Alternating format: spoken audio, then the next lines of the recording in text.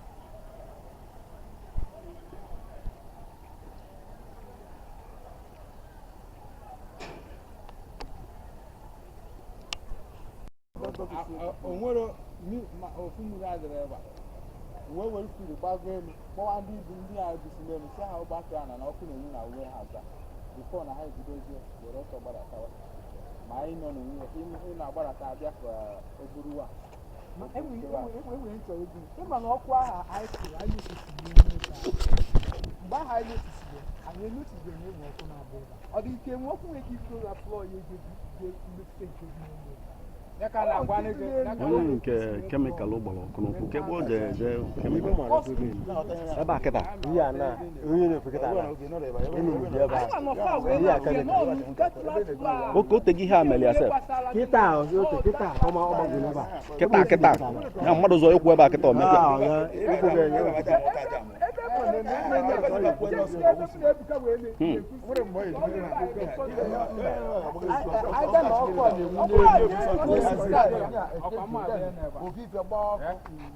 Dopo nana, e mo detto oko no kita na. E we ga kata kata yi ifa di ki ku ya. I'll just walk. They explode. Okay. Or cut to about. Okay. I can't come my dog about Mune, Ebkan,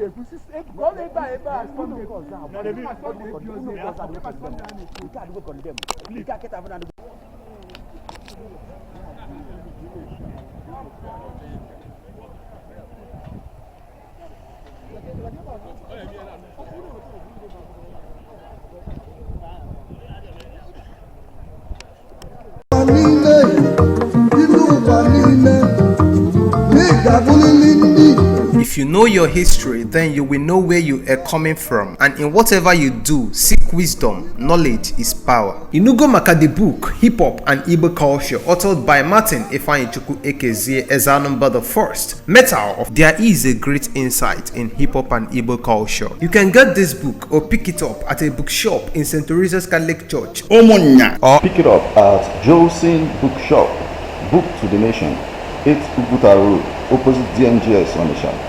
Call 080-3338-2643 or 080-3791-7242. go to www.amazon.com, search for Hip Hop and Igbo Culture by Martin Ifeanyichukwu Ekezie. For further information on how to get this book, please call 080-3916-7049 or you WhatsApp 080-6579-6599. Kedu ndị bụ Nigerian Jews? Ọ bụ ndị be anyị ndị Igbo. Ya ndị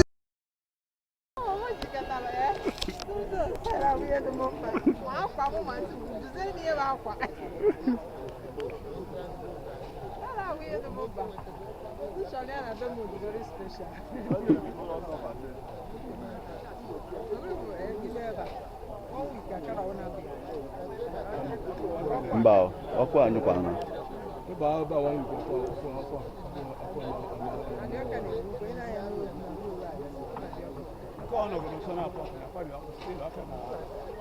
Mana ọ ka mụ bago down. Ọ ka mụ ọ does as strong as it was before.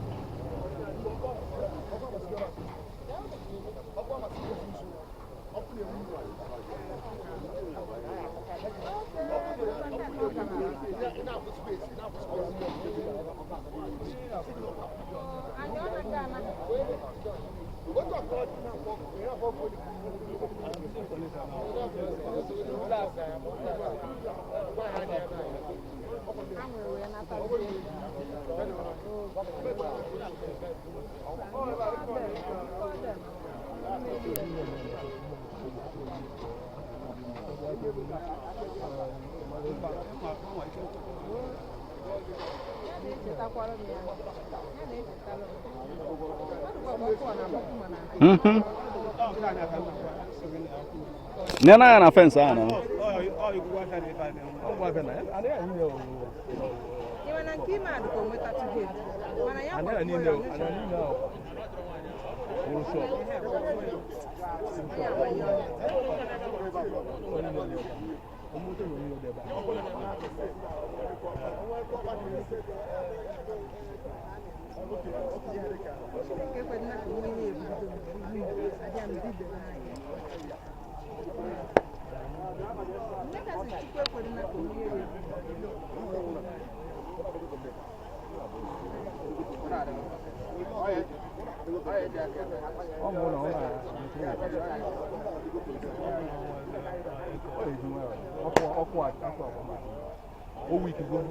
and the other one I want.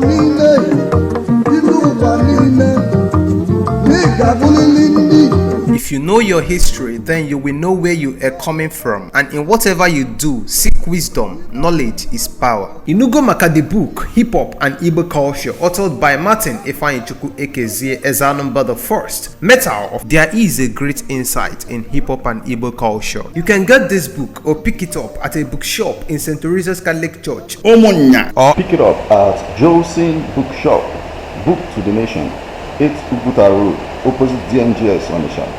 Call 080-3338-2643 or 080-3791-7242. go to www.amazon.com, search for Hip Hop and Igbo Culture by Martin Ifeanyichukwu Ekezie. For further information on how to get this book, please call 080-3916-7049 or you WhatsApp 080-6579-6599. Kedu ndị bụ Nigerian Jews?